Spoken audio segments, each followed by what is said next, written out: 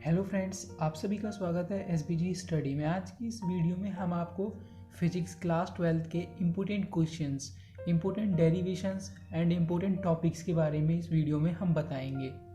इस वीडियो में हम आपको हर चैप्टर से important questions, important derivations, topics and NCERT questions जो कि इम्पोर्टेंट क्वेश्चन है, इन क्वेश्चंस को हम किस बेसिस पे इम्पोर्टेंट कह रहे हैं, क्योंकि ये प्रीवियस ईयर में ऐसे क्वेश्चंस और इस तरह के क्वेश्चंस आ चुके हैं, इसीलिए ये क्वेश्चंस बहुत ज़्यादा इम्पोर्टेंट है और ये आगे के लिए भी बहुत ज़्यादा इम्पोर्टेंट है।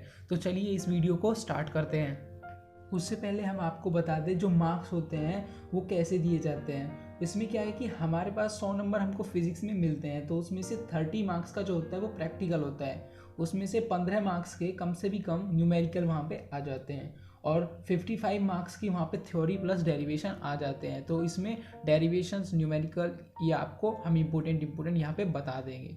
चलिए वीडियो को स्टार्ट करते हैं। तो चलिए सबसे पहले देखते हैं फर्स्ट चैप्टर में इलेक्ट्रिक चार्ज एंड फील्ड। तो यहाँ पे electric charge and field first chapter and second chapter जो दोनों है वो 8 नंबर के हैं। तो यहाँ पे जो फर्स्ट चैप्टर में जो इंपॉर्टेंट है वो है electric field, flux, dipole movement. इनकी डेफिनेशंस को आपको याद रखनी है। उसके बाद Gauss theorem and it's derivation आपको करना है। न्यूमेरिकल जिन पे आने के चांसेस है वो है electric dipole, electric force dipole और गॉस थ्योरम। डेरिवेशंस जो है electric dipole, axial and equatorial, और Coulomb's law in vector form में जो F is equal to minus F जो वहाँ पे प्रूव हमको करना होता है। उसके बाद एनसीईआरटी जो क्वेश्चंस, इंपॉर्टेंट क्वेश्चंस है वो है 7, 9, 11 एंड 12। तो यहाँ पे ये फर्स्ट चैप्टर के इंपॉर्टेंट टॉपिक्स और क्वेश्चंस हो जाते हैं। उसके बाद आता है chapter second electrostatic potential and capacitance. तो इसमें जो इंपॉर्टेंट है potential difference, potential energy, work done and equipotential surface. इसमें dielectric capacitor, energy stored in capacitor. इसमें जो न्यूमेरिकल आ सकते हैं वो एनर्जी स्टोर्ड इन कैपेसिटर और पैरेलल प्लेट कैपेसिटर पे न्यूमेरिकल ज़्यादा आते हैं। उसके बाद आते हैं NCERT important questions. 2, 5, 8, 9 and 10 are the most important questions of NCERT. उसके बाद आता है चैप्टर थर्ड करंट इलेक्ट्रिसिटी, जिसमें drift, velocity, speed and conductivity का जो डेरिवेशन है वो ड्राइव करने के लिए वो इंपॉर्टेंट बहुत ज़्यादा है। किरचॉफ रूल्स पे क्वेश्चन आ सकता है। Relaxation time, meter bridge, potentiometer. Meter bridge पर ज़्यादातर क्वेश्चन पूछे जाते हैं। इसका बहुत ही ज़्यादा क्वेश्चन इसके पूछे जाते हैं। इसकी प्रिंसिपल, वर्किंग ऐसे इनकी पूछ ली जाती है। और इसके एनसीईआरटी क्वेश्चंस जो इंपॉर्टेंट है वो है 1, 3, 4, 5, 6, 9 एंड 10 जो कि इंपॉर्टेंट क्वेश्चंस हैं एनसीईआरटी के। और इसमें जो चैप्टर 3 है वो 7 मार्क्स का आता है। उसके बाद आता है chapter number 4 moving charge and magnetism.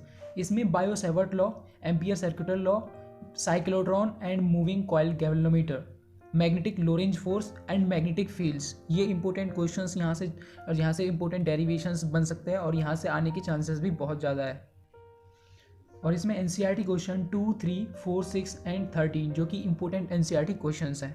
उसके बाद आता है chapter number 5 magnetism as and matter. इसमें जो इंपॉर्टेंट है वो 2 ही है, मैग्नेटिक डाइपोल मूवमेंट और classification of magnetic substance. Magnetic substance के क्लासिफिकेशन आपको ज़रूर करके जानने हैं। उसके बाद एनसीईआरटी के कुछ क्वेश्चंस जो कि इंपॉर्टेंट है वो है 1, 2, 3, 6, 7, 8, 9, 10 जो कि मोस्ट इंपॉर्टेंट एनसीईआरटी क्वेश्चंस है। उसके बाद आता है चैप्टर नंबर 6 इलेक्ट्रोमैग्नेटिक इंडक्शन। इसमें जो इंपॉर्टेंट है वो है Faraday law, induction, magnetic flux और एसी जनरेटर। इसकी प्रिंसिपल और वर्किंग आपको ज़रूर करके जानी है। और उसके बाद एनसीईआरटी के कुछ इंपॉर्टेंट क्वेश्चंस 1, 3, 5, 4, 5, 6, 9 एंड 10 जो कि एनसीईआरटी के इंपॉर्टेंट क्वेश्चंस हैं। उसके बाद आता है चैप्टर नंबर 7 अल्टरनेटिंग करंट। इसमें आपको न्यूमेरिकल जो देखने को हो सकता है मिल जाए, और इसका जो कि न्यूमेरिकल बहुत ज़्यादा आता है एलसीआर सर्किट पर, जिसमें एलसी और आर तीनों ही होंगे, या एसी सर्किट पे एलआर या ऐसा इस पर क्वेश्चन जरूर आता है। उसके बाद बेसिक डेफिनेशंस, जो कि बेसिक डेफिनेशन अल्टरनेटिंग करंट में है, क्वालिटी फैक्टर, ट्रांसफार्मर में आपको लॉसेस एंड टाइप्स उसके जरूर याद करके जाने हैं। उसके बाद एनसीईआरटी के कुछ इंपॉर्टेंट क्वेश्चंस 3, 4, 5, 6, 8, 9 एंड 11 जो कि मोस्ट इंपॉर्टेंट क्वेश्चंस हैं एनसीईआरटी के। इसमें चैप्टर नंबर 6 और 7 जो है दोनों की दोनों 8 मार्क्स के हैं। उसके बाद आता है चैप्टर नंबर 8 जो कि 3 मार्क्स का है। उसमें इलेक्ट्रोमैग्नेटिक वेव्स।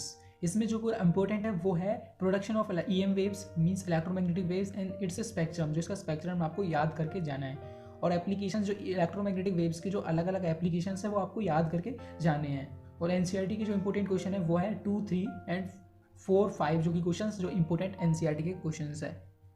उसके बाद आता है चैप्टर नंबर 9 और 10 ऑप्टिक्स का है, जो कि कुल मिला के दोनों से 14 नंबर का यहाँ से आता है। तो ray optics and optical instrument में हम इंपॉर्टेंट देखते हैं, important prism formula, lens maker formula, refractive index.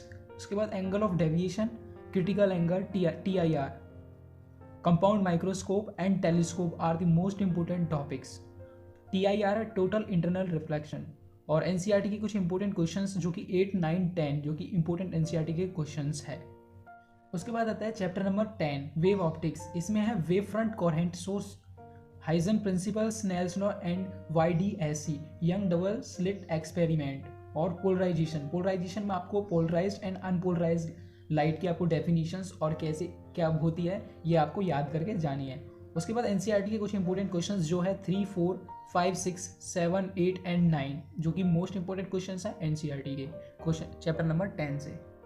उसके बाद आता है चैप्टर नंबर 11 जो है dual nature of radiations and matter.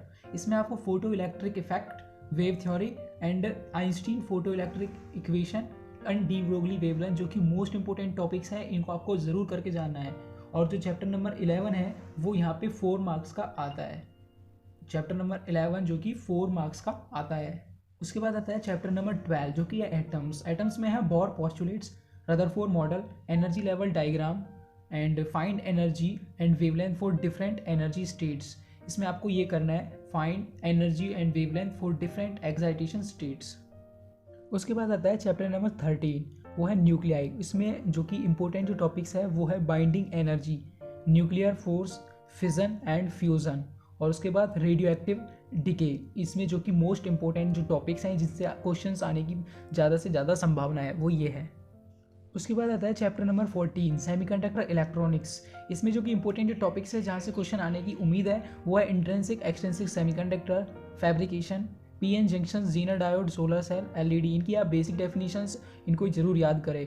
Transistor and logic gates, जो PN जंक्शन और जीनर डायोड के आप ग्राफ और PN जंक्शंस का जो कि आपको जो डायग्राम है वो आप ज़रूर करके जाएं। उसके बाद आता है चैप्टर नंबर 15 जो कि है कम्युनिकेशन सिस्टम। इसमें आपको करना है basic definition, block diagram, propagation and its type. Basic definitions में आपको जैसे कि attenuation, modulation, demodulation, transistor, repeater, transmitter, receiver and channel, इसकी ऐसे बेसिक आपको डेफिनेशन यहाँ से करके जानी है।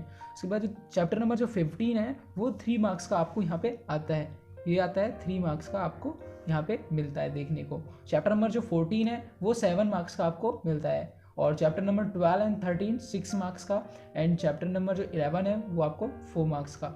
तो ये सब यहाँ पे मार्क्स डिस्ट्रीब्यूशन हमने आपको बताया, और जो कि मोस्ट जो इम्पोर्टेंट टॉपिक्स, जो इम्पोर्टेंट मोस्ट NCERT क्वेश्चंस है वो आपको इस वीडियो में हमने आपको बताए।